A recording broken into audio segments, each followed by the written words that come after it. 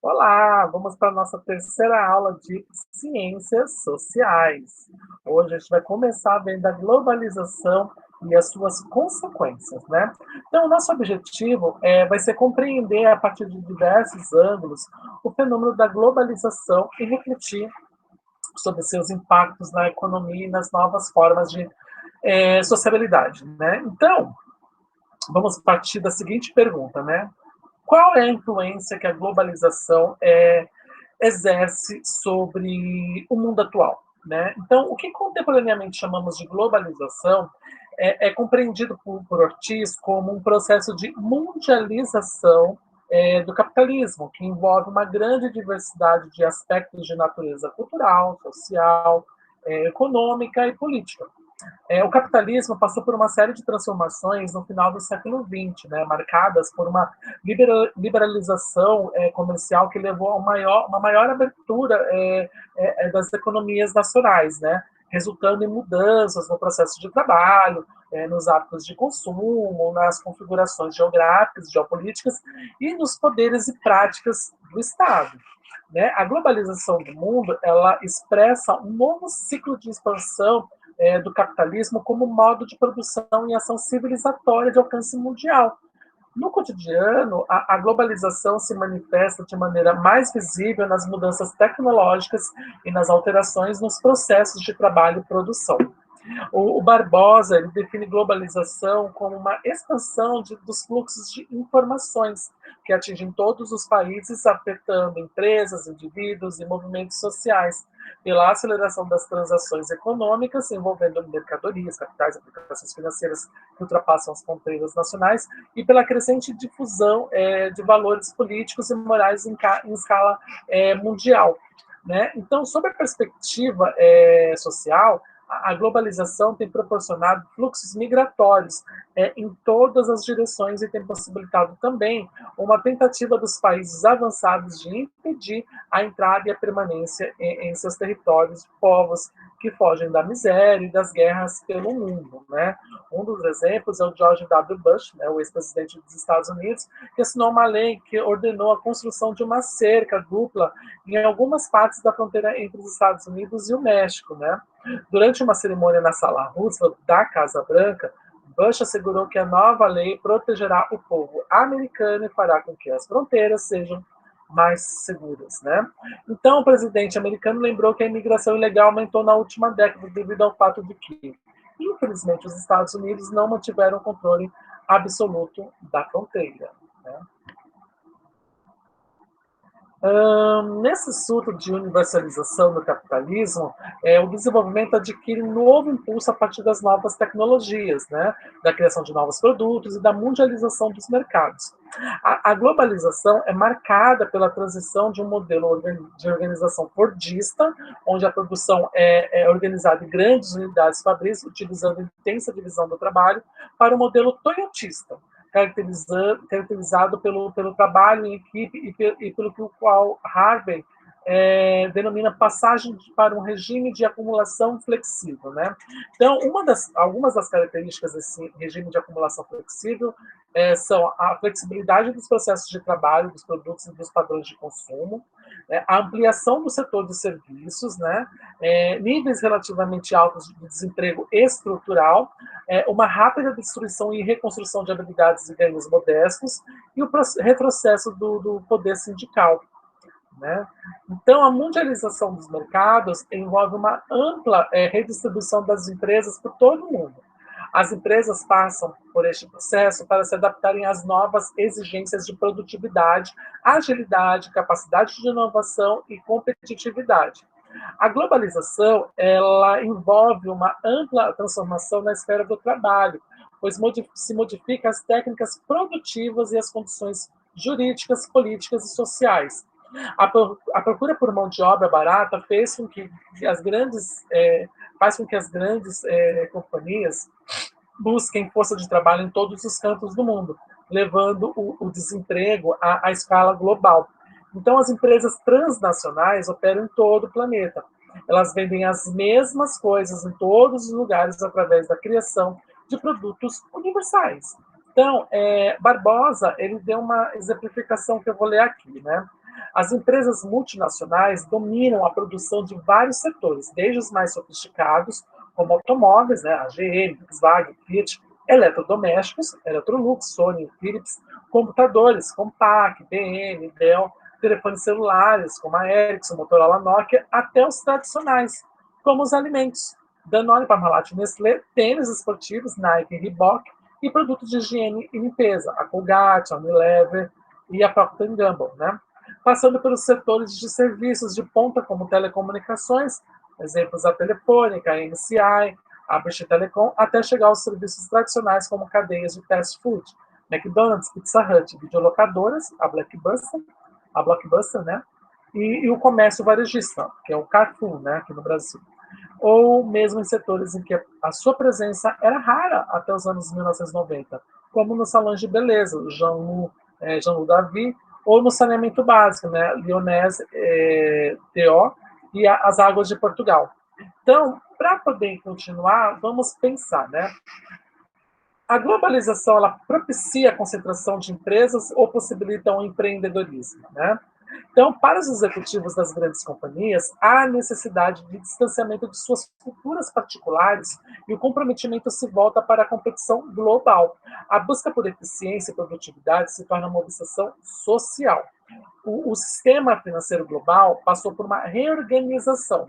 Ao lado da acelerada mobilidade geográfica de fundos, os mercados futuros, de acordos de compensação recíproca, de taxas, de juros e moedas, significaram a criação de um único mercado mundial de dinheiro e crédito.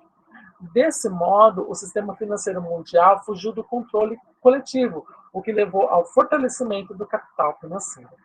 Então, o número de fusões e aquisições envolvendo empresas de várias partes do mundo está crescendo, né? E elas procuram conquistar um mercado cada vez mais amplo. Não por estarem concluídas, há a dificuldade de se captar a natureza das mudanças que estamos vivenciando. Há tanto análises que enfatizam os elementos positivos, quanto outras que se voltam para os aspectos negativos desse processo. No final do século passado, houve uma verdadeira revolução tecnológica em diversas áreas, como, por exemplo, a microeletrônica, a microbiologia e a engenharia genética. A utilização de tecnologias modernas tem contribuído para o aumento da produtividade e possibilitado mudanças com gigantesca velocidade. As tecnologias já são superadas antes mesmo de cair no domínio público. As novas tecnologias possibilitaram a estruturação do processo produtivo. Em consequência da revolução técnico-científica, o trabalho exige níveis cada vez mais elevados de instrução e maior emprego da inteligência. De acordo com Barbosa, ainda de acordo com ele, as novas tecnologias são responsáveis por um novo estilo de produção, comunicação, gerenciamento, consumo. Enfim, por um novo estilo de vida. Elas assumiram a dimensão de instrumentos de uma transformação social, econômica e cultural.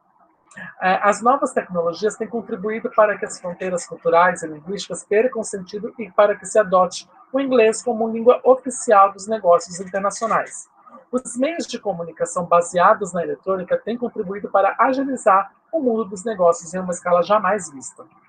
A cultura encontra horizontes de universalização. O que era local e nacional pode se tornar mundial.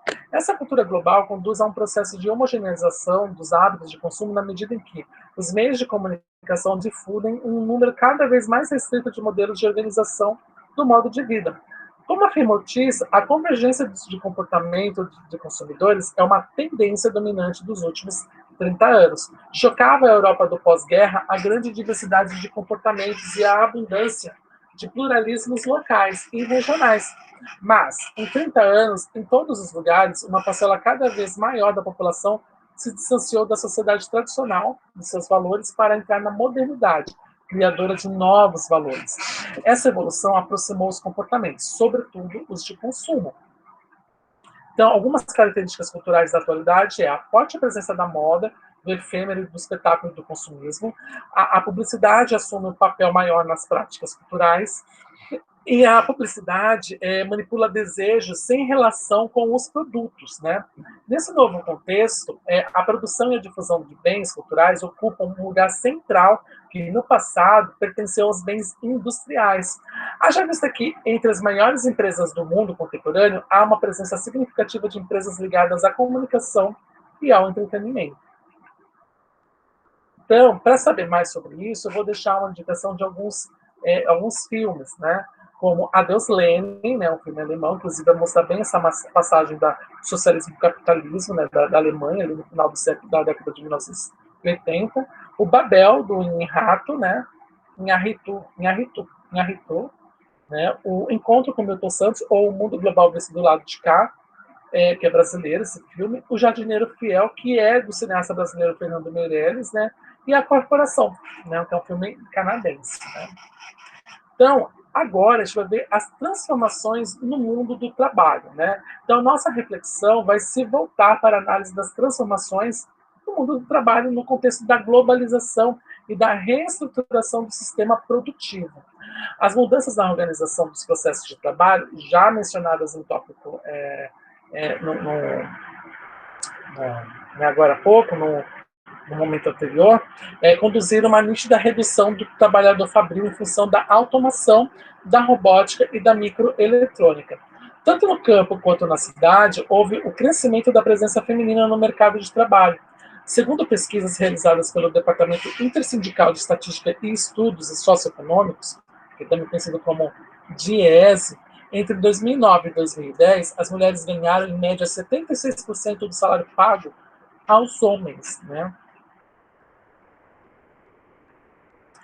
Tendo em vista a crescente mecanização das atividades agrárias, houve redução do número de empregos oferecidos na área rural, o que tem conduzido a um crescimento sem precedentes da população nas áreas urbanas.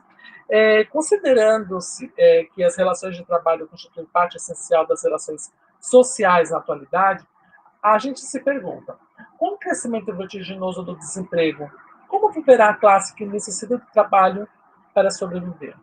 Então, a análise das transformações no mundo do trabalho remonta ao início dos anos 1970, quando o modelo fordista de produção começou a apresentar declínio com a queda da taxa de lucro intensificada pelo aumento do preço da mão de obra e pelas lutas sociais ocorridas nos anos 1960. A partir disso, teve início o processo de flexibilização da produção, que é o toyotismo, modelo de organização da produção que abrange o sistema just-in-time, né, o controle de qualidade da produção e a polivalência de tarefas, com a terceirização e a subcontratação de trabalhadores. Em análise pioneira sobre as transformações sociais que ocorreram no mundo desde os anos 1980, Harvey coloca que o desencadeamento de um processo de reestruturação produtiva gerou um novo modelo de acumulação de riquezas, no qual se excluiu a verticalização da produção. Assim, um novo processo de terceirização e subcontratação de mão de obra teve início. Nessa nova estrutura, na qual não há certeza do lucro, todos têm acesso às tecnologias, o que torna a concorrência agressiva e avançada. Surge, então, a necessidade da redução de gastos e de uma gestão mais enxuta. Por fim, os investimentos se voltam para as inovações tecnológicas que tenham efeitos racionalizadores, contribuindo, consequentemente, para o aumento do desemprego. Então, com o advento da terceira revolução industrial e com o crescimento da utilização da internet, a demanda e o fluxo de informação aumentaram exponencialmente. Então, o conhecimento, a prestação de serviços e a mão de obra altamente especializada se tornaram os novos focos do que hoje chamamos de pós-industrialismo. Segundo Castells, os teóricos do pós-industrialismo afirmam que atualmente há a formação de uma nova estrutura social caracterizada pela mudança de produtos para serviços, pelo surgimento de profissões administrativas e especializadas, fim do emprego rural e industrial e pelo crescente conteúdo de informação do trabalho nas economias avançadas.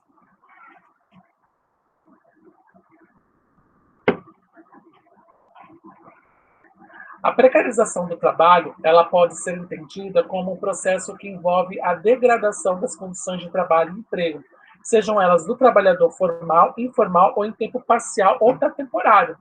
O extremo da precarização é a própria ausência de trabalho vivenciada por aqueles que estão desempregados. Desse modo, a fonte de produtividade e crescimento econômico se transfere da produção de mercadorias para a produção de conhecimentos. Quanto mais a economia de um país cresce, mais ela se volta para a prestação de serviços e, assim, a economia global aumenta a importância das profissões com grande conteúdo de informações e conhecimentos. Essas transformações, elas conduziram à flexibilização dos processos de trabalho, que é just in time, e dos contratos de trabalho, né, a terceirização, além de provocarem a descentralização do processo produtivo. As empresas passam a investir em automação e em redução de chefias intermediárias, o que resulta em redução de pessoal. Desse modo, o regime de trabalho é marcado pela instabilidade no posto, né, pelos baixos níveis salariais e pelo desemprego estrutural, considerado hoje um dos principais problemas sociais. Diante desse panorama, as empresas mudam o perfil do trabalhador desejado. O novo quadro do mercado de trabalho requer um funcionário de perfil polivalente, né, altamente qualificado e com maior grau de responsabilidade e de autonomia. O trabalhador necessário no mercado deve desenvolver sua criatividade, se reciclar permanentemente, possuir flexibilidade intelectual nas situações de constante mudança, ter a capacidade de análise de comunicação e ainda priorizar atitudes de participação, cooperação e multifuncionalidade. Então, as transformações ocorridas no trabalho não são consequências apenas dos novos padrões tecnológicos, mas determinadas também através das mudanças ocorridas na política, na economia e na sociedade. Ao atingir os trabalhadores, essa reconfiguração traz a diminuição do operariado, o crescimento dos postos no setor de serviços e a terceirização, produzindo uma maior segmentação e pulverização dos trabalhadores. A classe que vive do trabalho ela é composta por todos aqueles que vendem sua força de trabalho em troca de salário. Né? Então, são eles, né? Os trabalhadores industriais, rurais, da área de serviços, terceirizados, temporários, em tempo parcial, informais e, inclusive, os desempregados. Né? Então, essas ocupações não organizadas, elas se destacam a crescente a quantidade de trabalhadores temporários, em meio período, freelancers autônomos via correio eletrônico, né, e-mails, contratados e representantes independentes, além daquelas ocupações com ganhos flutuantes atrelados aos índices de desempenho. Nesse cenário, a ideia de um futuro previsível, assentado em emprego estável, acaba desaparecendo. Então, Antunes considera que a precarização do trabalho levou a mutações nas quais poucos se especializaram e muitos ficaram sem qualificação suficiente para se introduzir no mercado. Isso acabou por aumentar a fila dos desempregados e gerar uma classe de trabalhadores fragmentada entre trabalhadores qualificados e desqualificados, trabalhadores do mercado formal e informal, jovens e velhos, homens e mulheres estáveis e precários, imigrantes e nacionais, entre outros. Isso sem mencionar as divisões que decorrem da inserção diferenciada dos países e de seus trabalhadores na nova divisão internacional do trabalho. Todo esse processo conduziu a uma destruição ou uma precarização sem precedentes em toda a era moderna. E em expansão, o trabalho no setor informal conduz os trabalhadores a uma tarefa isolada. Muitas vezes, eles mesmos criam o seu próprio trabalho, com possibilidade de mobilidade de atividades e de horários flexíveis. A OIT, né, a Organização Internacional do Trabalho, aponta que o setor informal já atinge cerca de 40% do mercado de trabalho na América Latina. A taxa de informalidade tem tido um crescimento superior ao setor formal. Os processos de terceirização e a informalidade crescem sob a forma do trabalho por conta própria em microempresas e em domicílios, e esse fator tem obscurecido o desemprego. A economia informal é o destino de um grande contingente de trabalhadores que não conseguem a inserção na pirâmide no mercado do trabalho formal. Né? Lembrando que no topo da pirâmide do mercado de trabalho está o emprego nobre no setor formal. Na parte intermediária estão os trabalhadores que atuam em atividades terceirizadas, mais ou menos instáveis. E na base da pirâmide há uma massa de mão de obra que cai na economia ilegal ou subterrânea. Né? A tendência geral da hierarquização do trabalho, fragilização dos vínculos e ascendente desigualdade remuneratória é colocada em evidência, o que aprofunda a fratura social, traz insegurança e torna a economia ineficiente, a transformando num ciclo de desorganização social. Antunes ressalta que vivemos o fim da centralidade do trabalho no mundo contemporâneo. Né? A classe trabalhadora ela não é mais vista como uma potencialidade contestadora capaz de transformar o capitalismo. E, além disso, há uma ampliação do contingente populacional excluído da produção de bens e serviços. A informalidade é apenas uma das formas de precarização. Atualmente ganha importância a escravidão contemporânea. A alta incidência de trabalho em condição análoga à escravidão conduziu a OIT a pronunciar que a escravidão no Brasil contemporâneo existe. Ela se apresenta de maneira mais sutil do que no século passado e, por isso mesmo, com características perversas. A característica mais visível do trabalho escravo é a falta de liberdade. As 4 formas mais comuns de cessar essa liberdade são servidão por dívida, retenção de documentos, dificuldade de acesso ao local e presença de guardas armados. Essas características são frequentemente acompanhadas de condições subhumanas de vida e de trabalho e de condições subhumanas de vida e de trabalho e de absoluto desrespeito à dignidade de uma pessoa. Né?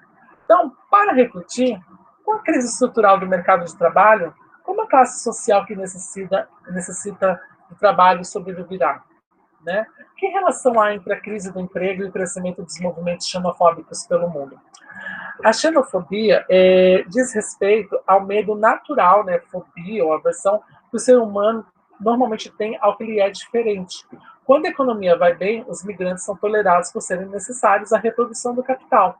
Mas, aos primeiros sinais de crise econômica, são também os migrantes os primeiros a sentir as consequências. A crise mundial do mercado de trabalho, por exemplo, reflete o aumento dos movimentos xenofóbicos, tanto na Europa quanto nos Estados Unidos. Então, para saber mais para ilustrar melhor sobre tudo isso que a gente acabou de falar, eu também vou indicar mais 3 filmes, tá? As Loucuras de Dick e Jane, que mostra, inclusive, muito essa questão da pessoa perdendo emprego, né? Que é uma comédia, né, com Jim Carrey, mas é muito boa.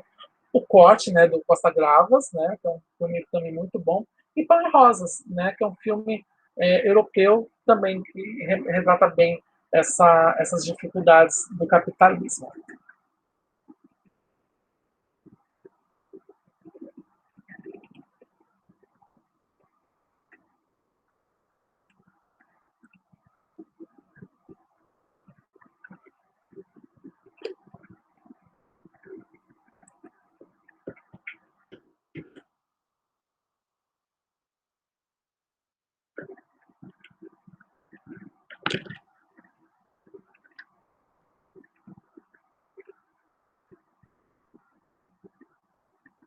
E é isso, né? Eu, antes de passar para próximo item, né? Deixa eu só ver uma coisinha aqui.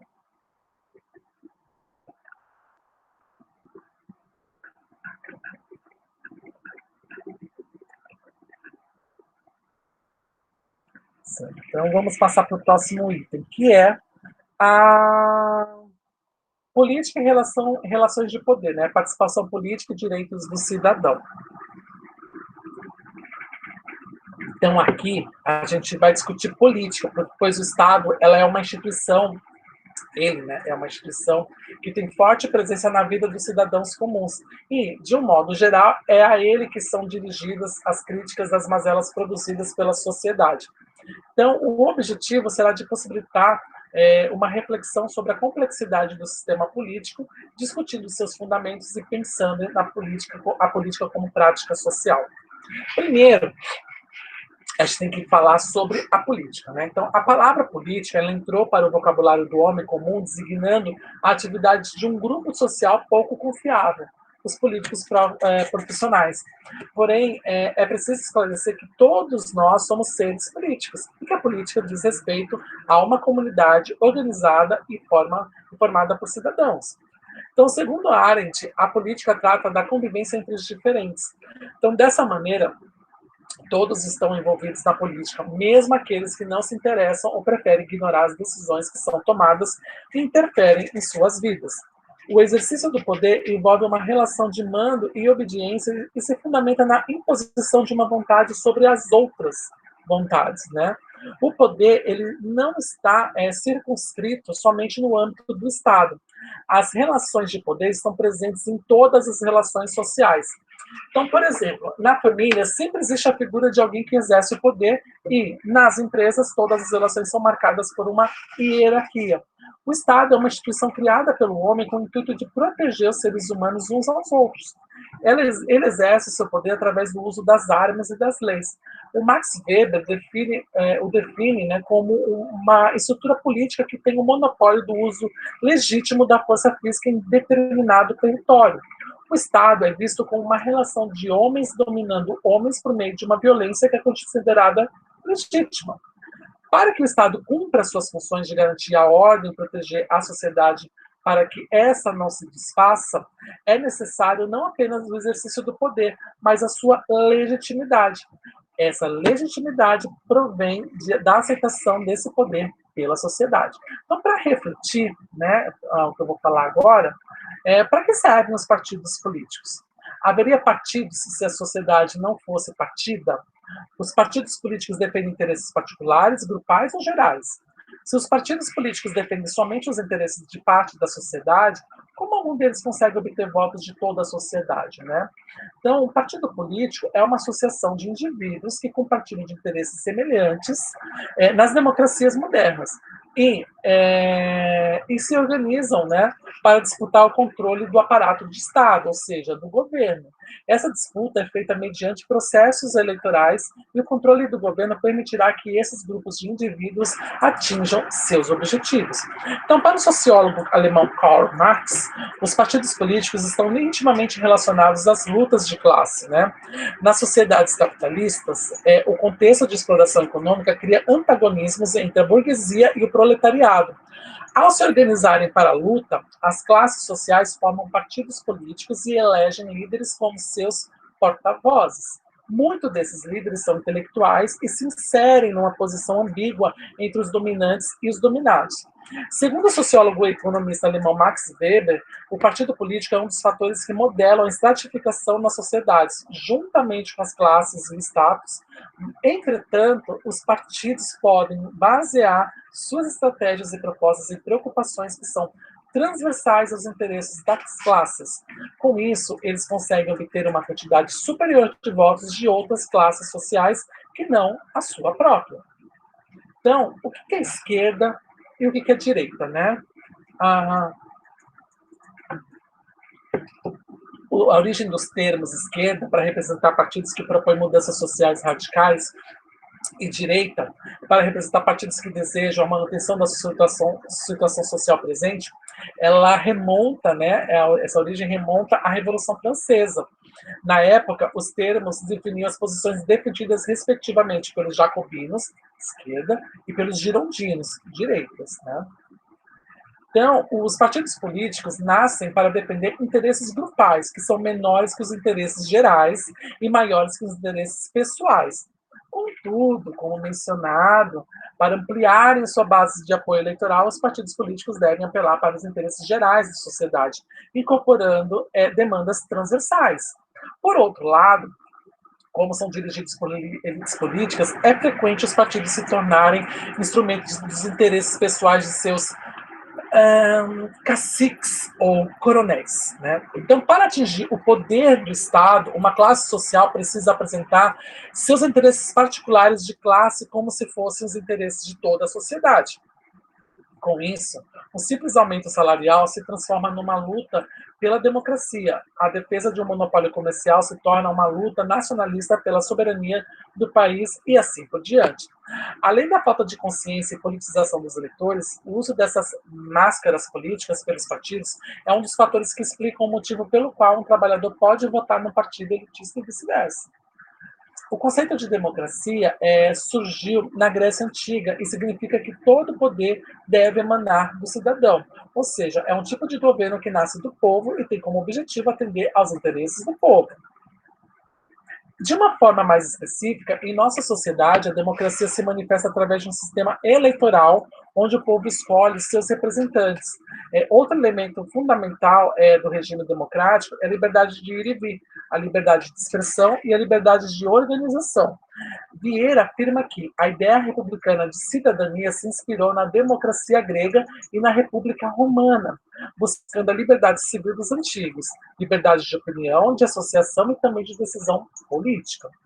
Dessa forma, os direitos civis são direitos de todos, pois, como consagrado pela Revolução Francesa, todos os homens nascem livres e iguais em dignidade e direitos.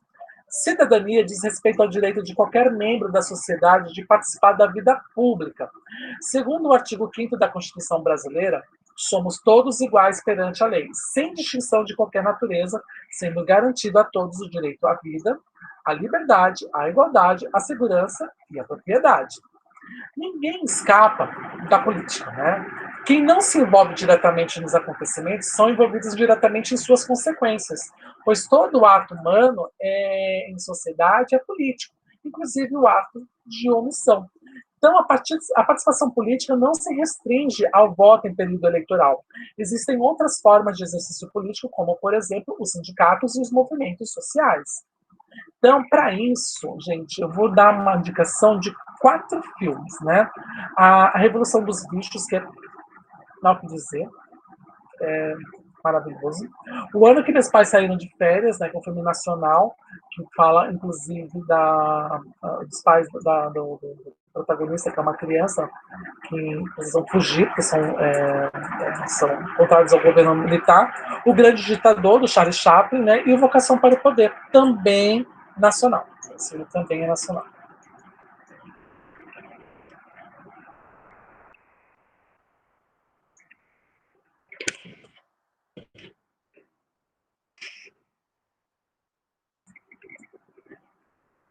E é isso.